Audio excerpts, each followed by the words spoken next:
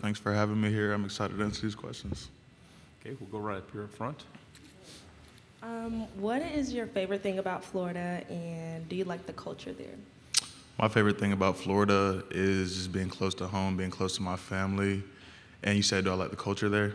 Yeah, I love the culture there. I'm a Florida boy, so it's kind of the same thing I've been kind of acclimated to my whole life. Being around those guys, everybody's kind of from around the same place, so it's cool. We'll go back here, second row. I'm sorry, Kennedy Wright with CBS 42. But were you a Florida fan before you actually played at Florida? Yeah, so growing up, I was actually born here in Nashville. I was actually kind of a Tennessee fan a little bit, but a lot of my family went to the University of Florida, so I've always kind of had a little bit of Gator blood in me. I've always kind of noticed them, watched their games, and kind of kept up with the team. So yeah, I've been a Florida fan pretty much my whole life. Front row. Brianna Jones, WTBY in Dothan. Coach Smart was asked about the game between you guys in Georgia being played in Jacksonville. How would you feel if it was played at your stadium or at Georgia Stadium versus a neutral site? I think that'd be cool. I like playing in Jacksonville because that's where I reside, but I think away games are fun for everybody. It's kind of a different experience, backs against the wall, a new opportunity to go show everybody what we've been working on. But personally, for me, it doesn't matter. Like, just put the ball down and line it up. We can go play in the parking lot. So, go to the fourth row. Dan Peck, ESPN 106.7 in Auburn. It seemed like much of the offense last year was dictated around Anthony. Now the team moves on without him. What do you think the identity of the Florida offense will be in 2023? I think Coach Napier has a great plan in place for the team and what he wants us to be. I think whatever he asks us to do, we're able to do, and I think we have the firepower to do that. It's just going to be ultimately about guys buying in and knowing who we are and why we're here. How is year two different so far from Coach Napier than the first year? I think everybody kind of has an idea of what the plan is for our team and what Coach Napier, the look he wants for our team, and everybody kind of just knows what it's going to take and already has an idea of what the program is. Front row. What personal goals do you have set for yourself this season? I got a lot of personal goals, but we can start with we want to win the SEC East. Obviously, I want to win the Remington Award. I want to get drafted high, all that good stuff. But my main personal goal is I want to win games. Like, that's bottom line. I don't like losing. I really hate losing more than I like winning, to be honest with you. I just want to win games. Like, if none of that other stuff comes, but we go win all our games, I'm a happy camper. Front row. Chris Farble in K2 88.FM in Columbia. So Kingsley, you were at Florida under Dan Mullen, and even after the change from Mullen to Napier, you chose to stay with the Gators. Even with the opportunity in the transfer portal and the coaching change, what ultimately went your decision to remain a Gator and remain and play for Billy Napier? So like I said, my family kind of been Gators forever, and I mean, I committed to the university. And I love the University of Florida. I've been there my whole time, like you said, and I've built some great relationships and been able to kind of experience some great things out there. And it never really crossed my mind to leave. Like, I ain't really seen no reason to leave because I've built something here already. I'm the leader of the team, and I think that I have a good kind of say in like how the team kind of approaches things, and yeah. Second row, and then we'll go to the. From what you just said that you're a leader on the team, what are some things that you tell your team when y'all are down in a game?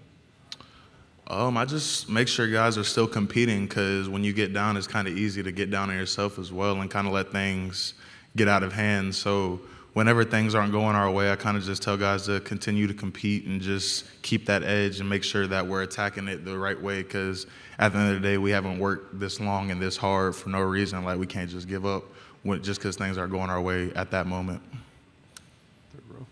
Two questions for you, Vince Ferrard, 99.1, the sports animal in Knoxville. You mentioned you were originally, as a kid, a Tennessee fan. What are those Tennessee-Florida battles been like for you to experience and be a part of so far in your career?